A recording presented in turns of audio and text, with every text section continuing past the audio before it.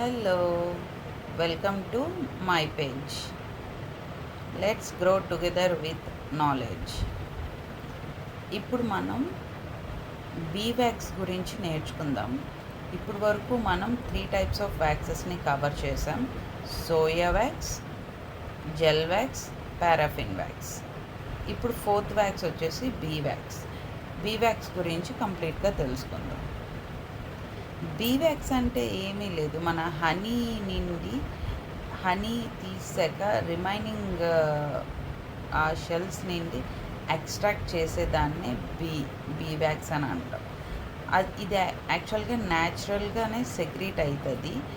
ఎందుకంటే బీస్ అనేవి బిల్డ్ చేస్తున్నప్పుడు ఆ వ్యాక్స్ అనేది స్టోరేజ్ అయ్యి దాని నుండి మనం మెల్ట్ చేసిన తర్వాత ఇక్కడ మీరు ఒకసారి చూస్తే ఈ రైట్ సైడ్ కార్నర్కి చూడండి, ఇలా కలెక్ట్ చేస్తాం కదా, ఈ ఫ్రేమ్స్లో నుండి కలెక్ట్ చేసి మెల్టింగ్ చేసి వాటిని, అంటే హనీ తీసిన తర్వాత మెల్టింగ్ చేసి ఫిల్టరింగ్ చేసి దాని తర్వాత ప్యూరిఫికేషన్ చేసి దాని నుండి సాలిడ్ బ్లాక్స్ కింద మనం మౌల్డ్స్లోకి వేస్తామన్నమాట. అండ్ మెయిన్ థింగ్ ఏంటంటే ఈ బీవాక్స్ అనేది న్యాచురల్గా మనకి ఫామ్ అవుతుంది కాబట్టి it completely renewable resource. Main ఇది ఎలాగ ఎపీర్ అవుద్ది, ఇది కరెక్ట్గా హనీ అనేది మనం చూస్తూ ఉంటాం కదా, it looks like yellow colour golden yellow కలర్తో ఉంటూ ఫ్లోరల్ హనీ స్మెల్ అనేది న్యాచురల్గానే ఎమిట్ చేస్తుంది అన్నమాట. అండ్ దట్టు ఏంటంటే మనకి మామూలుగా హనీ చూడండి కొంచెం వేడిగా అనిపిస్తుంది, ఈ హనీ వ్యాక్స్ కూడా సేమ్ అదే వామ్గా ఉంటుంది అన్నమాట. ఇది అనేది మనం మౌల్డ్స్లో ఏ విధంగా మౌల్డ్స్లో వేస్తామో అదే విధంగా సాలిడ్ దీంట్లో ఫామ్ అయిపోయి ఉంటుంది.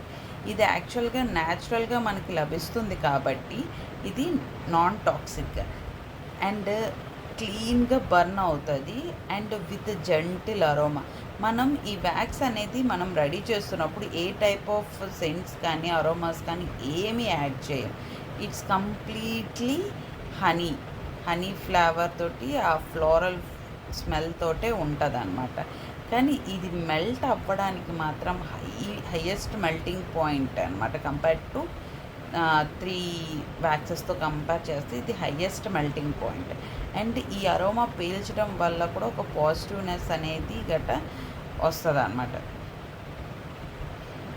నెక్స్ట్ ఇది అనేది మనకి ఎక్కడెక్కడ యూజ్ అవుతుంది, క్యాండిల్స్లో, కాస్మెటిక్స్లో, ఫుడ్ ర్యాప్స్లో, వుడ్ ఫినిషెస్లో, నెక్స్ట్ ముఖ్యంగా ఎక్కడంటే సీలింగ్ విత్ వ్యాక్స్లో మనం ప్రింట్ చేస్తాం చూసారు, సీలింగ్ ఇది ఆ దీంట్లో ముఖ్యంగా యూజ్ అవుతుంది. నెక్స్ట్ ఇంకోటి ఏంటంటే మనం ఇప్పుడు సెంటెడ్ క్యాండిల్స్ గురించి కదా నేర్చుకుంటున్నాము. ఈ బీవాక్స్ ఎట్లాగంటే మనం సెంట్ ఏమీ యూజ్ చేయం కానీ దాని న్యాచురల్ అరోమాతోటి మనం మేడప్ చేస్తాం. కానీ ఈ బీవాక్స్ అనేది చాలా సాఫ్ట్గా ఉంటుంది అన్నమాట.